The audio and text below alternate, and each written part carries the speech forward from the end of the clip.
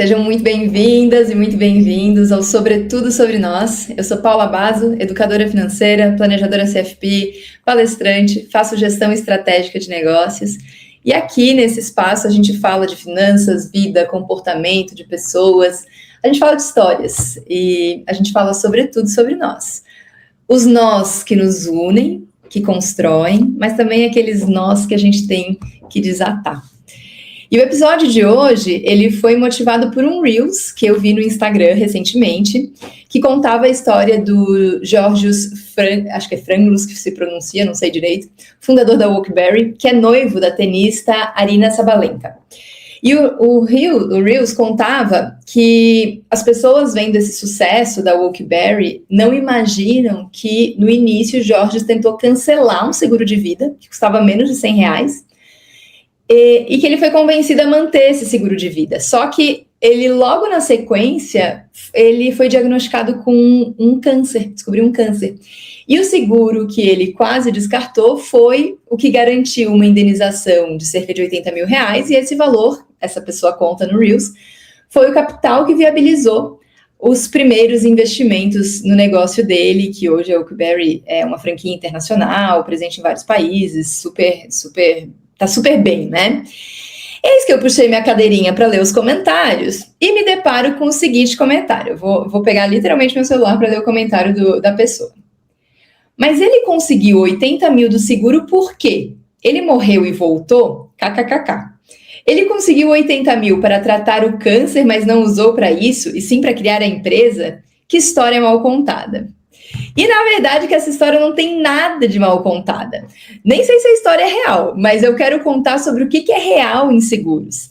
Antes de explorar esse assunto um pouquinho mais e explicar por que essa história não é mal contada, eu quero falar quem que vai desatar esse nó da proteção financeira junto comigo. A minha convidada de hoje é a Mariane Vilha. Ela tem 36 anos, é formada em Ciências Contábeis pela FAI, é uma empresária investidora nos ramos de moda, beleza, estética. Mas, além disso, a Mari, ela é especialista em planejamento e proteção financeira numa das maiores empresas do mundo desse segmento. Inclusive, ela é campeã nacional e internacional de vendas de produtos financeiros, né, Mari? Bem-vinda.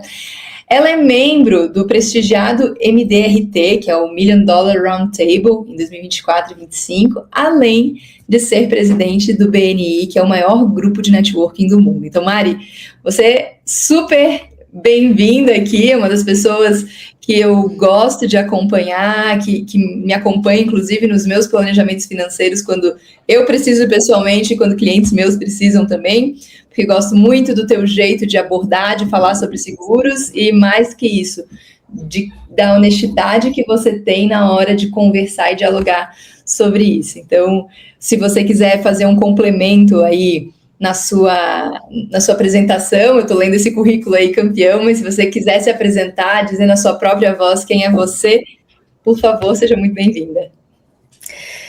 Boa tarde, Paula, é um prazer enorme estar aqui participando, né, deste podcast aí que tanto traz assuntos úteis para a sociedade, e é uma satisfação, com certeza, poder participar disso, trazer um pouquinho aí do meu conhecimento, da minha experiência, abordar temas polêmicos, mas, né, que com certeza fazem a diferença quando a gente desata os nós, né, assim como você diz.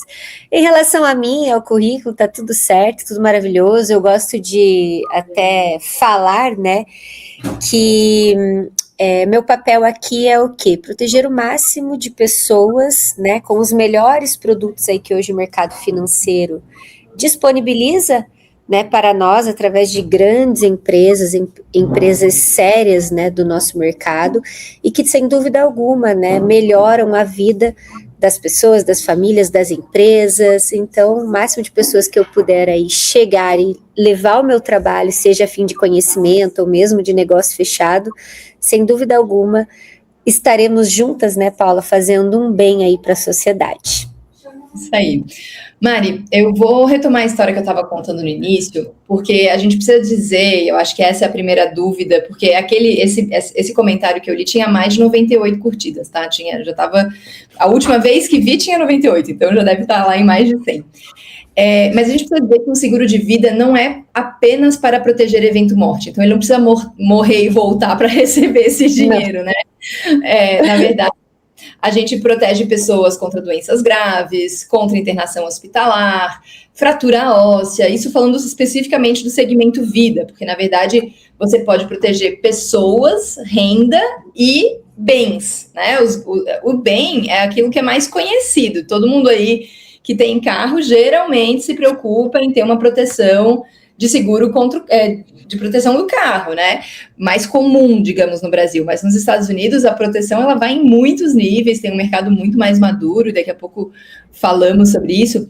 Eu acho que é importante a gente saber de onde a gente está partindo, o que é um seguro, né? E o seguro, ele tem uma finalidade muito específica, que é restabelecer um equilíbrio econômico que foi perturbado. Então, eu bati meu carro, a minha finança vai ser perturbada porque eu, de repente, tenho que desembolsar uma franquia ou eu vou perder o valor desse carro.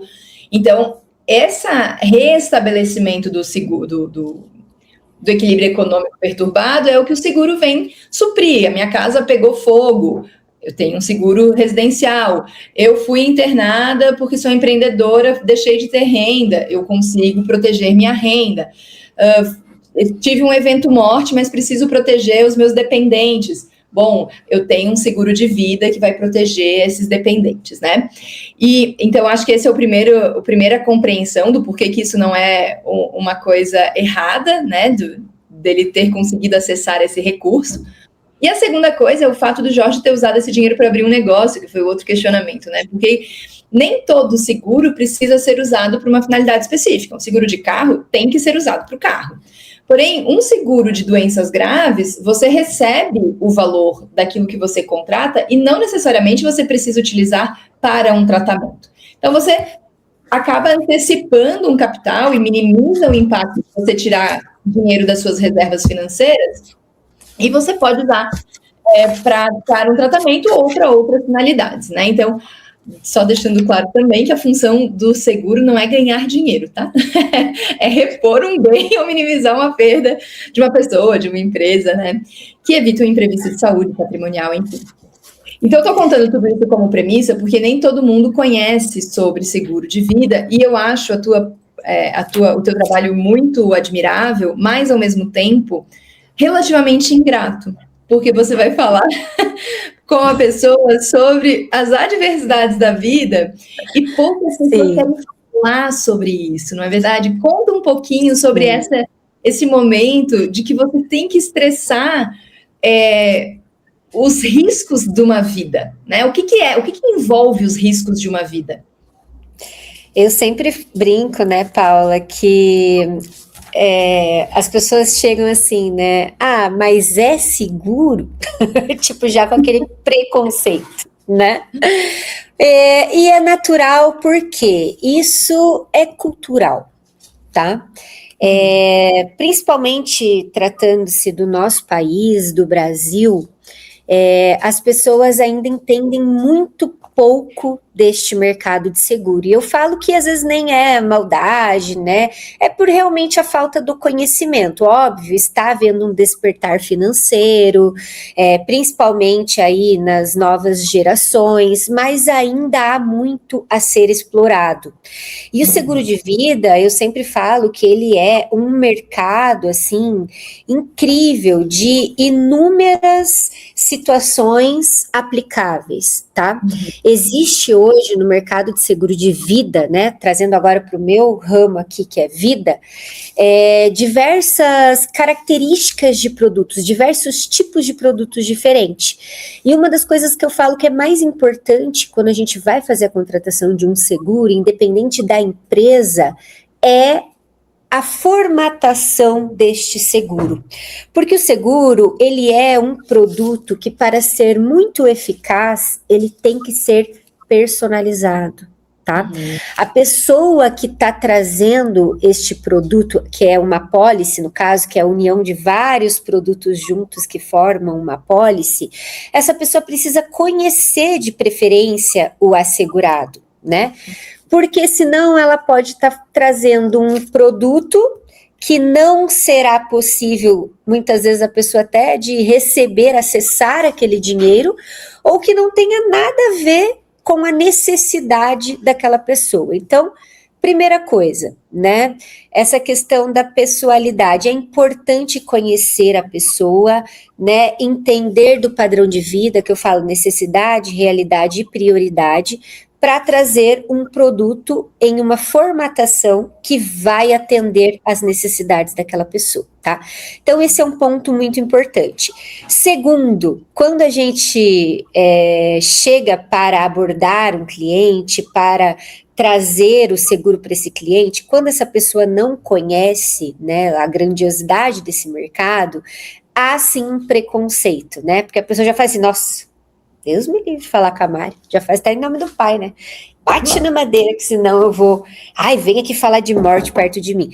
Gente, como se todas as pessoas não fossem morrer, né? Até esses dias eu estava no encontro de network e eu fiz uma brincadeira. Gente, saiu uma pesquisa, tá? Que anunciou essa semana que 100% das pessoas irão morrer. Todo mundo deu risada, né? E é verdade, né? 100% irão morrer. Fato. Só que o seguro de vida, ele vai muito além da morte, né? Ele atua principalmente nessas questões de imprevisto também em vida, tá? Então, a pessoa que senta comigo, qual é o meu primeiro desafio? Conscientizá-la de que os bens, Paula, eles são importantes? Muito. Eu não tô falando para, pessoal, gente, vi um podcast lá com a Paula, a Mari falou que não é para fazer o seguro do carro. Não, pelo amor de Deus, não é isso, tá? Temos que fazer o seguro do máximo de coisas que a gente achar que tenha sentido e que tem valor na nossa vida. Mas o principal seguro que uma pessoa tem que ter é o da vida. Eu vou dar um exemplo para você, Paula. Se você perder o seu carro e você não tiver um seguro, você vai ter que trabalhar, vai conquistar outro, vai ser difícil e vai gerar uma frustração, com certeza. Melhor ter o seguro. Agora, se você for interrompido de trabalhar, tá? Tiver alguma situação que abale tua saúde, principalmente, porque hoje a maioria das pessoas, para gerar renda, precisam estar bem fisicamente, precisam estar com saúde, né? Você vai conquistar alguma outra coisa se você não tiver uma garantia financeira que te proteja, pelo menos pelo período até que você se recupere? Não. Então, qual seguro que é mais importante, né? É o do carro ou é o da vida que te faz gerar tudo que você tem? Então, a primeira barreira é essa conscientização, tá? As pessoas, a grande maioria das pessoas, elas estão vivendo hoje num automático de só pensar no presente.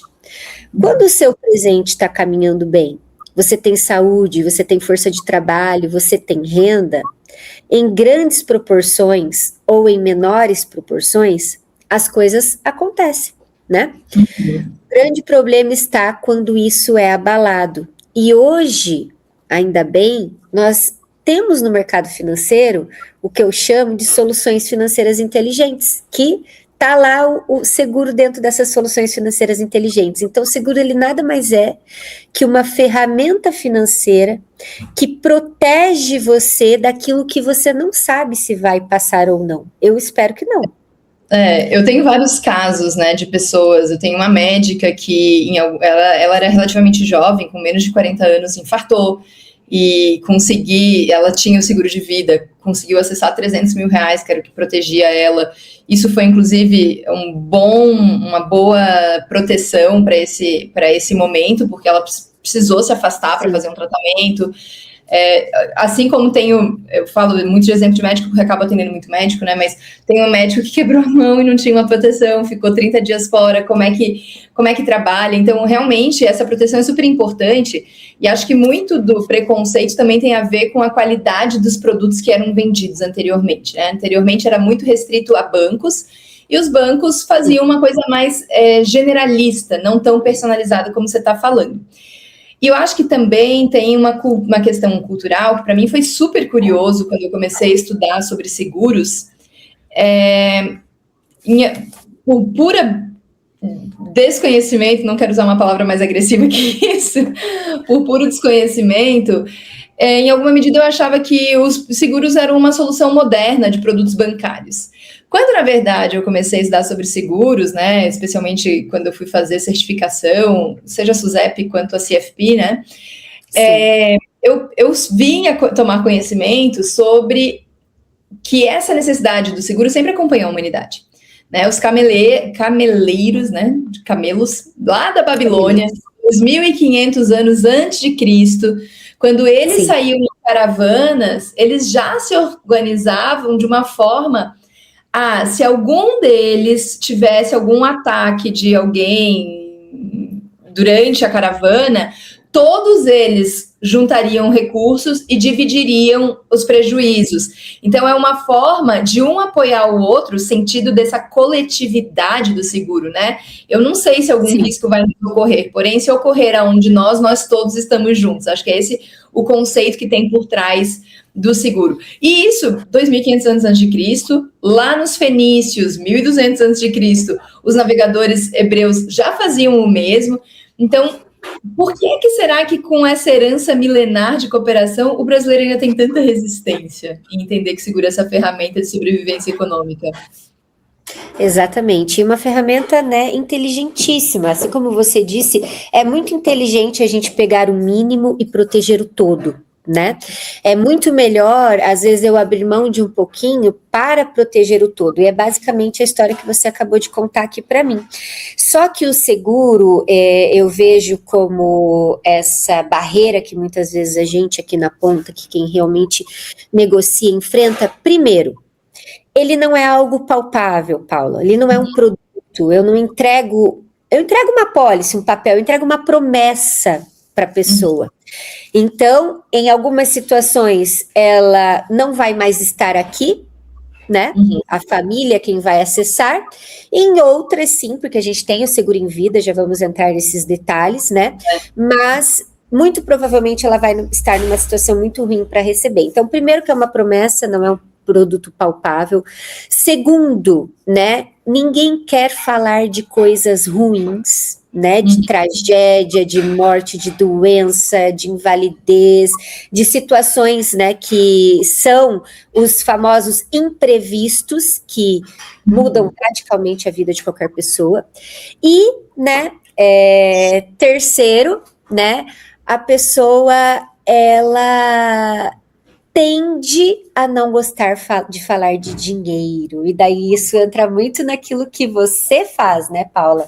E tem que ver muito com o custo, né? O seguro. Exato. É claro que, acho que do ponto de vista de planejamento financeiro, a gente precisa equilibrar a questão do seguro de uma forma bem, como a Mari falou, personalizada. Por quê? Porque tem pessoas que têm reservas financeiras e que uma perturbação de um nível maior ou intermediário talvez não impacte tanto esse patrimônio, ou talvez não tenha dependente, né? Então, eu mesma, minha preocupação não é a minha proteção no evento morte, né? Eu vou deixar um pequeno valor do ponto de vista de seguro para minha família, se eu morrer, mas a minha maior preocupação é o que me acontece se eu tiver um AVC, se eu tiver um tumor, se eu tiver alguma coisa nesse sentido, né? Então, eu acho que essa personalização é super significativa e ela deixa de ser cara quando a gente começa a entender como que ela está sendo utilizada e por quê, né? Mas eu queria saber de você, eu acho que tem esse outro aspecto que também afasta as pessoas do seguro, que são as pegadinhas. E quando eu digo pegadinha, é que, por exemplo, talvez sejam conhecimentos técnicos específicos, o que a gente, então, acaba por recomendar que esteja junto a um planejador, alguém que tenha esse conhecimento específico. Por quê?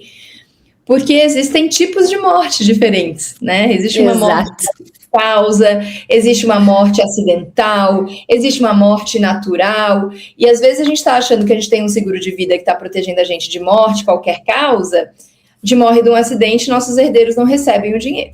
mesmo a gente tendo pago muito dinheiro. Por quê? Porque a gente nem sabe que a gente não está protegido por morte de qualquer causa.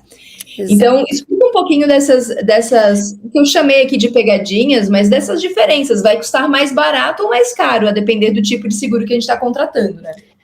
Exatamente, Paula. Você tocou num ponto que, assim, é diário, tá? Os relatos que eu poderia te passar. Ontem, inclusive, eu tive uma proposta fechada com uma pessoa, né, que achava que estava extremamente protegido, mas, na verdade, a apólice dela só cobria, tá? Morte acidental e morte natural. Tá? Vou até trazer uma estatística para você aqui, Paula, que é bem legal. Eu brinco, né, gente? Existem mortes mais caras e mortes mais baratas. O que vai determinar o preço no seguro da morte? Principalmente a causa, né? E um segundo fator que é o tempo. Tá? Então, eu vou dar o exemplo de uma cliente que foi algo muito marcante na minha carreira, assim, e eu até cito esse exemplo sempre.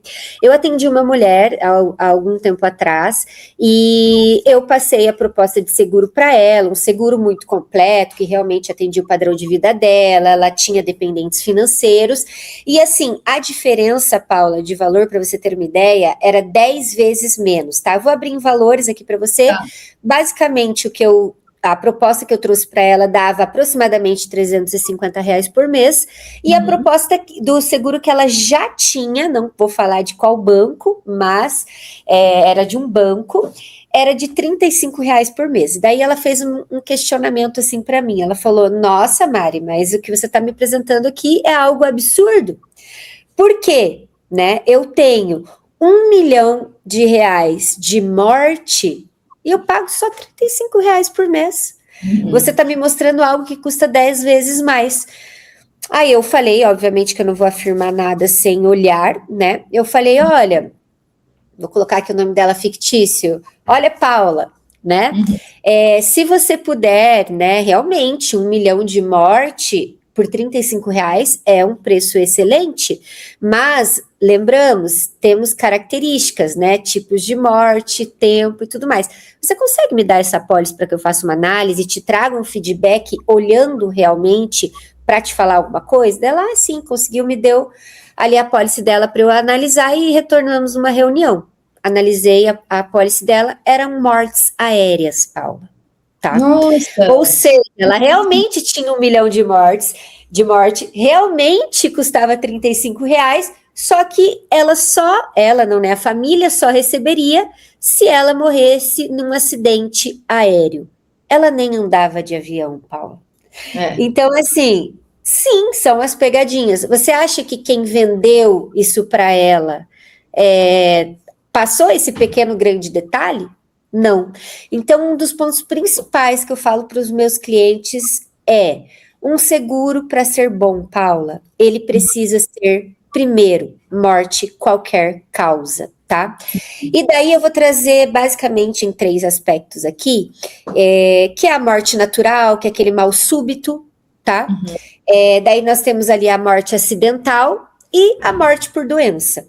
Tá? Daí eu vou no exemplo que aconteceu comigo ontem, desse rapaz que eu fechei o seguro para ele também tinha o seguro de banco, só que o seguro dele era morte natural ou morte acidental.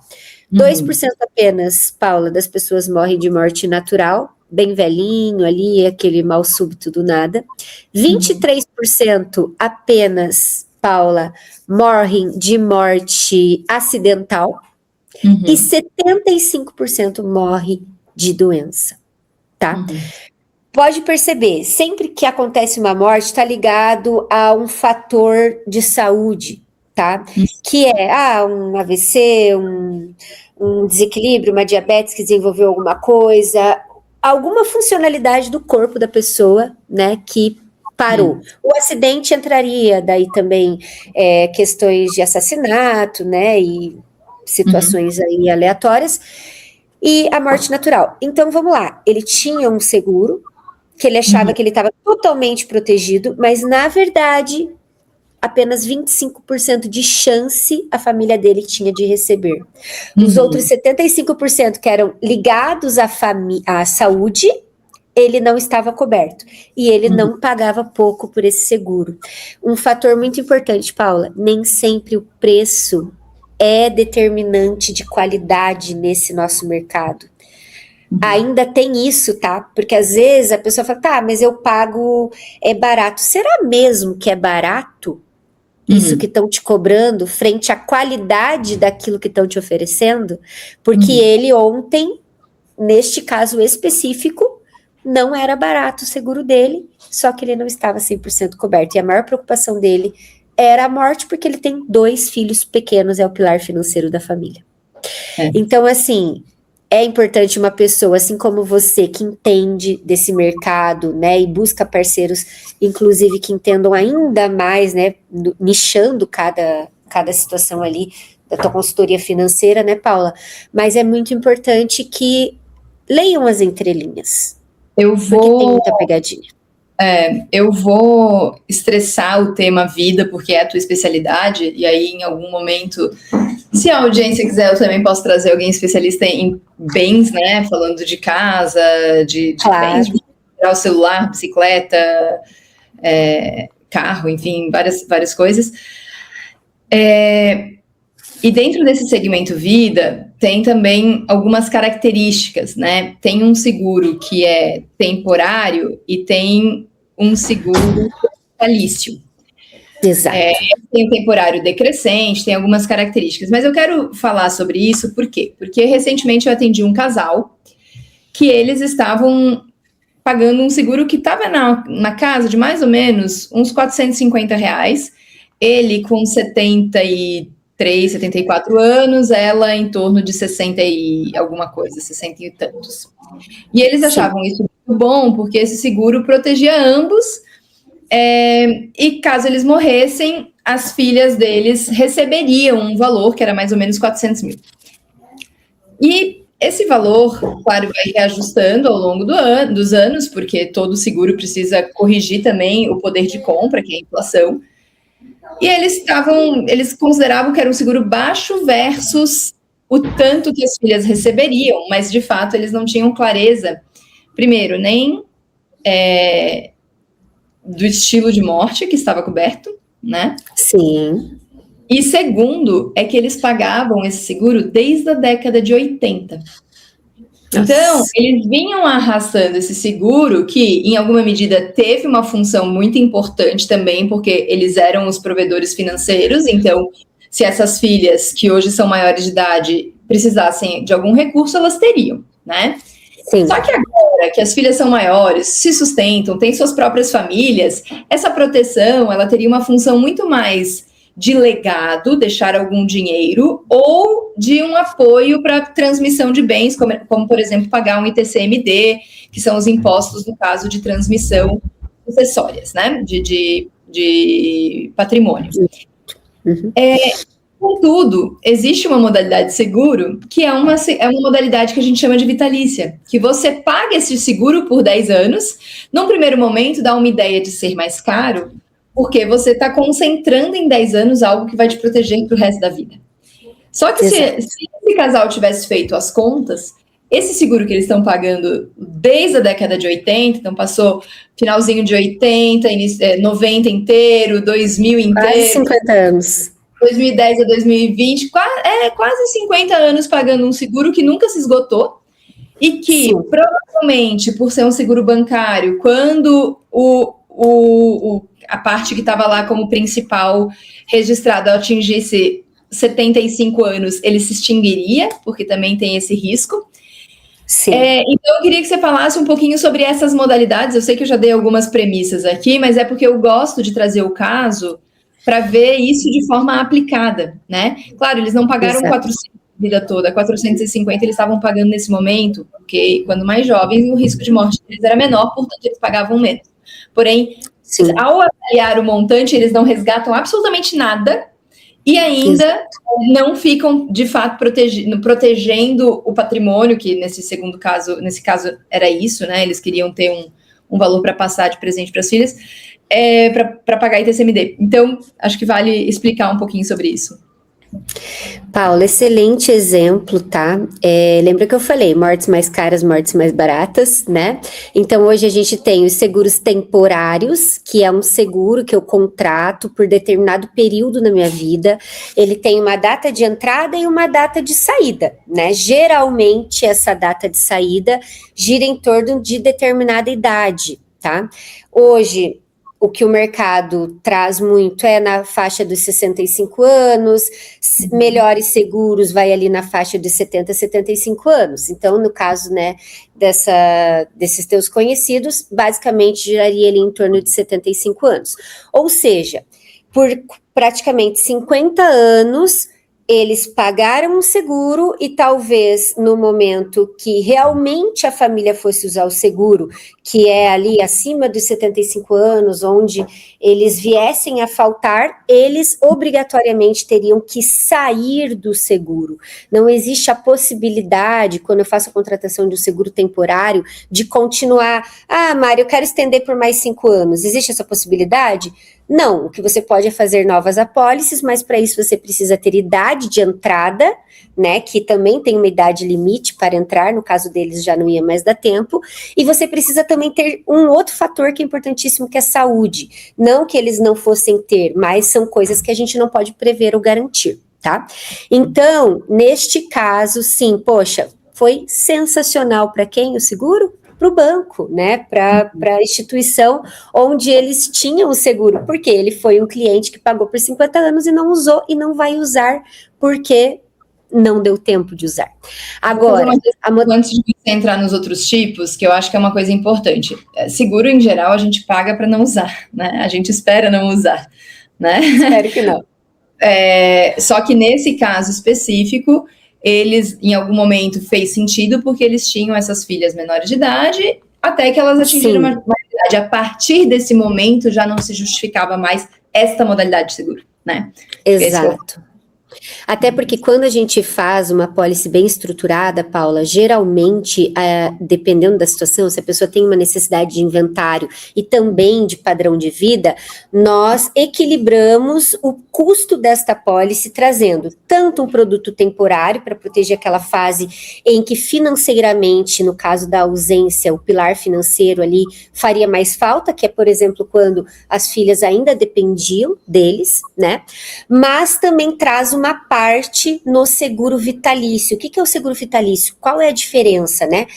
Tudo que eu pago, ele é pago por um determinado período. É como se eu quitasse, né? Eu compro um capital segurado, eu compro um capital financeiro, eu quito este seguro por determinado período. Você falou de 10 anos, que é o que o mercado acaba mais operando, tá, Paula? Mas hoje a gente tem desde um único pagamento, que é o single payment, a gente tem apólices de 5 anos, a gente tem apólices de 10 anos, 20 anos, e 30 a 35 anos. Então, ambos são seguros vitalícios. O que é mais usado por custo-benefício acaba sendo de 10 anos financeiramente, ele é mais inteligente, digamos assim.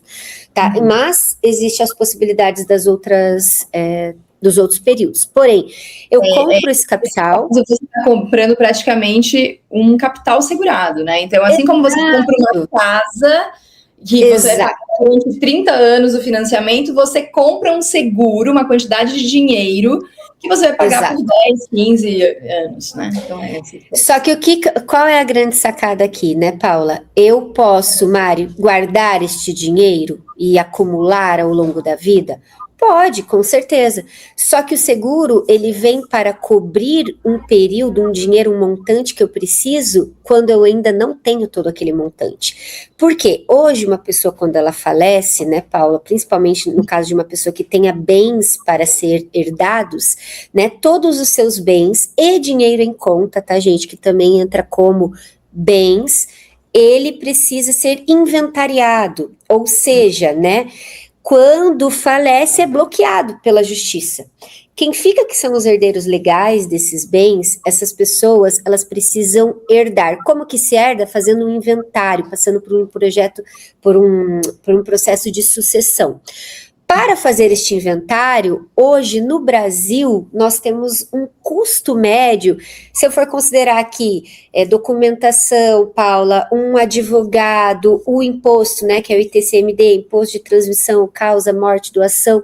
Então, eu tenho um custo mínimo, tá, Paula? Considerando tudo isso de uns 15% ali de custas em relação àquele bem. Então, vou fazer uma conta bem simples aqui, tá, Paula? Eu tenho 1 milhão de bens para herdar, se eu sou herdeira, eu tenho que ter pelo menos 150 mil reais disponíveis para conseguir herdar este meu bem de 1 milhão de reais. Acessar, né? Acessar. Exato. Então, o que acontece? Por que o seguro é uma ferramenta sucessória? Porque quando todos os bens da pessoa, né, que faleceu está bloqueado, o dinheiro do seguro, ele é o único dinheiro de liquidez imediata, ou seja, a família consegue ter acesso para cobrir as custas e herdar aquilo que é de direito, tá? Eu vou fazer uma consideração sobre isso, porque existe também a Previdência VGBL, que tem essa característica de ter essa liquidez, porque ela tem característica de seguro, então ela passa sem inventário, se tiver beneficiários nomeados, né, e respeitando o que a gente chama de legítima no processo sucessório, tema para outro dia. Mas a diferença é que o VGBL, a previdência complementar, ela é patrimônio. O seguro não é patrimônio. Em não sendo patrimônio, não há pagamento de imposto de renda devida, porque não é um bem sobre o qual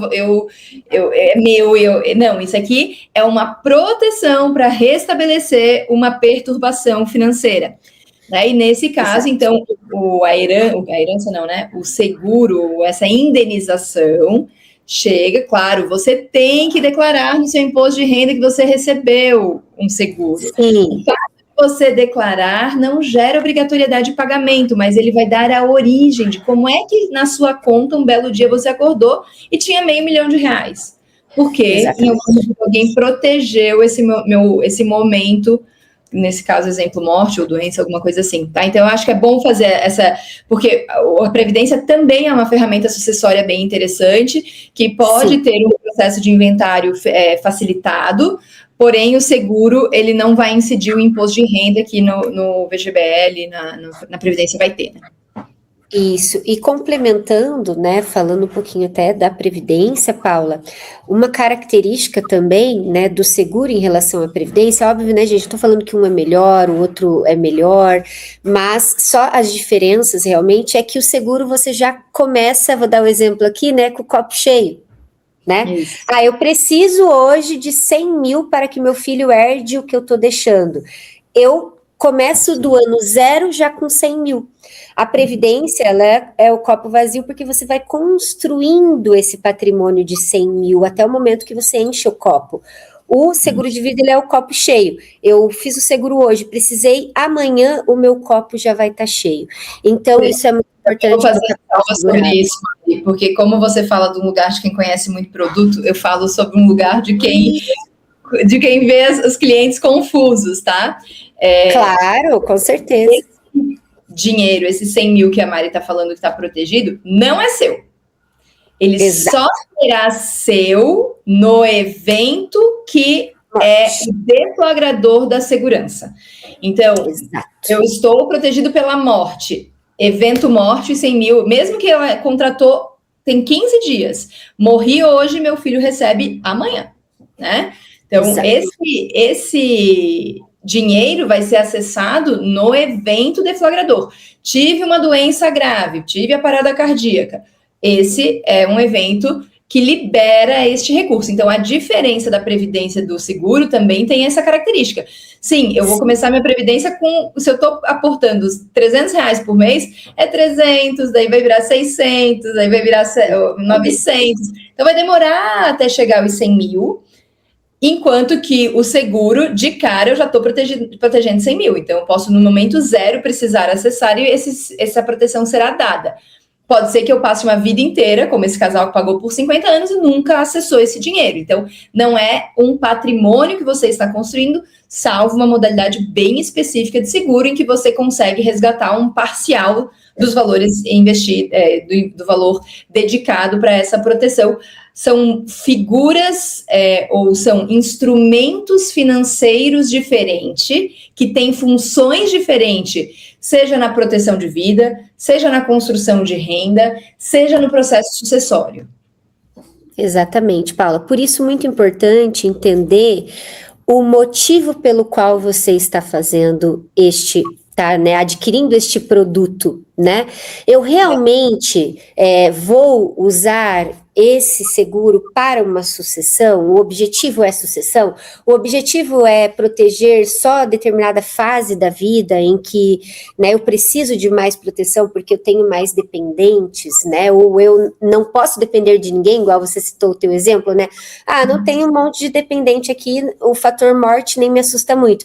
Mas em vida, né? Eu também posso contar com alguém que vai garantir tudo, ou eu mesmo tenho que contar comigo mesma e ser inteligente e proteger aquilo que eu tenho, né, de necessidade em vida?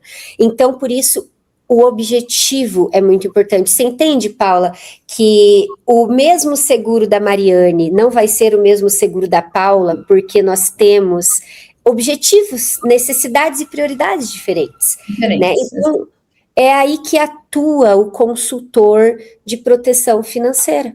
E inclusive, uma coisa bem bacana é que eu fiz um seguro 3 anos atrás, daqui a 3 anos a minha vida mudou completamente. De repente, eu não tinha filhos, passei a ter. Então, antes não me interessava a proteção de morte, agora eu preciso ter uma proteção de morte. Exato. Antes eu trabalhava numa empresa, agora eu sou empreendedora. Então, a vida também vai mudando, é importante de tempos em tempos reavaliar. Mari, a gente precisa começar a se encerrar para o final, mas eu queria muito te ouvir falar ainda sobre uma questão que eu acho que é bem interessante, pouquíssimo explorado no Brasil, que é o seguro para famílias empresárias, em que você faz parte de uma sociedade. Então, eu e Mari fazemos parte de uma sociedade, somos sócias, e eu morri. Aí eu tenho um herdeiro. Meu herdeiro vai entrar nessa sociedade. Mari não se bica com o meu herdeiro. Vai ser problema.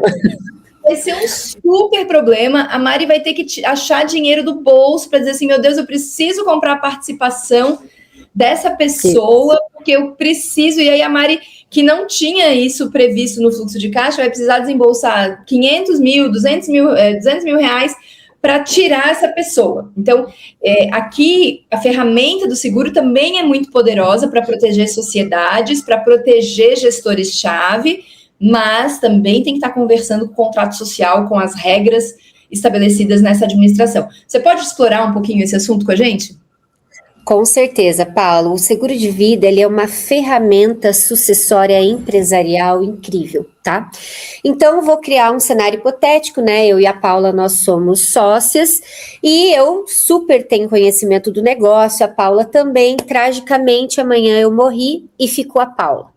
Aí vem lá o Tarcísio, meu esposo, que trabalha com marketing, não tem nada a ver com a nossa área de finanças aqui, e vai meter o bedelho na empresa, porque agora ele é dono, né? A Paula precisa aceitar ele dentro da empresa, porque ele herdou a empresa, e vai começar o quê? Ao invés de ajudar, atrapalhar o negócio. Vou te trazer uma estatística, Paula.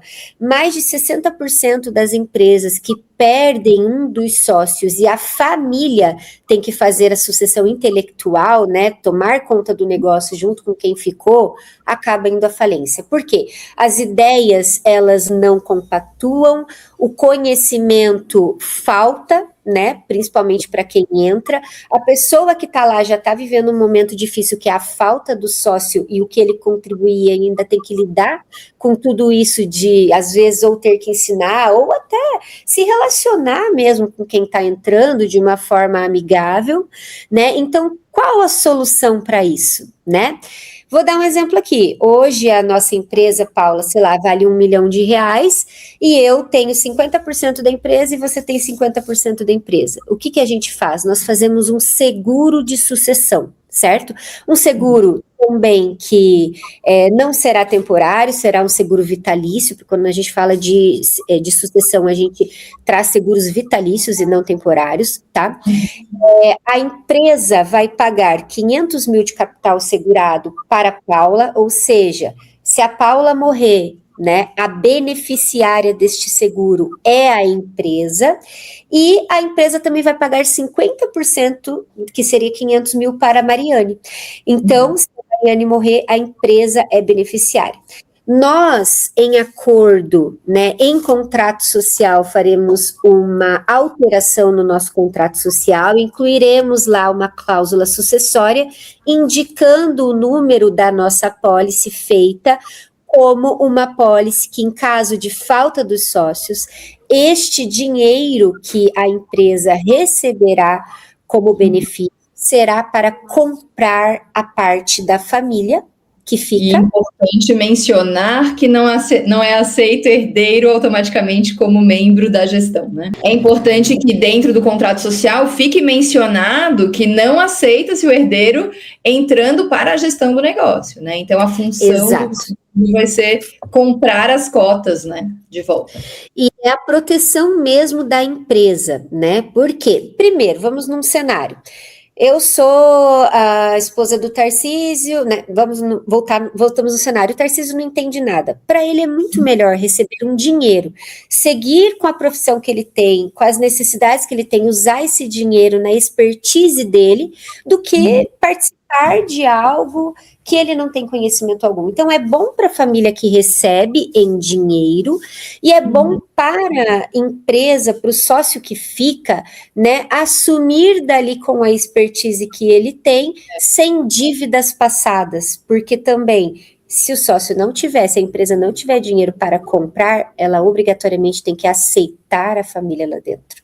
E daí é onde moram os grandes caos, né, empresariais aí que a gente presencia muito. Mas tudo isso, Paula, é acordado em contrato social, né, é previamente instituído, tanto, né, o detalhe de, não quero dinheiro, eu quero ficar na empresa. Não existe essa opção. E é um acordo feito em vida, ou seja, a vontade realmente de quem era o dono. E como isso vai acontecer? Evita problema, evita briga, traz paz e continuidade financeira para a empresa e para a família isso que fica vale para sócios e também para gestores-chave, por exemplo, vamos supor. Exato. Que um tipo de negócio que tem um nível de expertise muito específico, sei lá, uma indústria química, que o cara tem aquele nível de especialização e se esta pessoa vir a faltar, o impacto financeiro na empresa é muito grande, eu preciso ter uma quantidade de dinheiro que substitua essa pessoa. Isso pode ser também utilizado, mas talvez a gente precise fazer uma segunda sessão de um podcast sobre isso. Com certeza. Como uma estratégia de negócio, começou como vida e foi falando de negócios. Nossa, a gente poderia trazer vários exemplos, mas propriedade intelectual, ela é assegurada e pessoa-chave. Então, esse exemplo que você colocou encaixaria nessas duas. Seguro de propriedade intelectual e seguro de pessoa-chave. Então, sim, daria mais um podcast aqui hoje, Paula, se a gente fosse entrar nos detalhes mesmo. A gente ainda tinha muito para explorar sobre vida, inclusive, mas, Mari, primeiro que você mostrou que seguro não é sobre fim da vida, né? Isso é muito, muito bacana. Exato. Então, obrigada por compartilhar esse teu conhecimento, né? O seguro acaba sendo também uma forma de viabilizar a construção da vida das pessoas importantes para você. Como que as pessoas te encontram, se elas quiserem contratar algum seguro, falar com você? Como é que elas te encontram? Gente, para falar comigo não precisa contratar um seguro, tá? A gente pode conversar sem nenhum tipo de obrigatoriedade, ser uma conversa leve, trazer ali as situações que te fizeram vir falar comigo e a gente troca uma ideia. Então, eu tenho meu Instagram, @mv.protecão, né? Que é proteção sem cedilha e tio lá, financeiro. Então, mv.protecão financeira. Esse é o meu Instagram, né? Podem me chamar lá, que serão muito bem-vindos. E deixa eu só dar uma coisinha bem rapidinha, que eu gostaria de falar para vocês, só trazendo o caso da Oakberry lá, falaram, né, mas como assim ele usou o dinheiro da doença para abrir um negócio? Gente, o dinheiro do seguro, na grande maioria relacionada à vida, ele vai para a pessoa.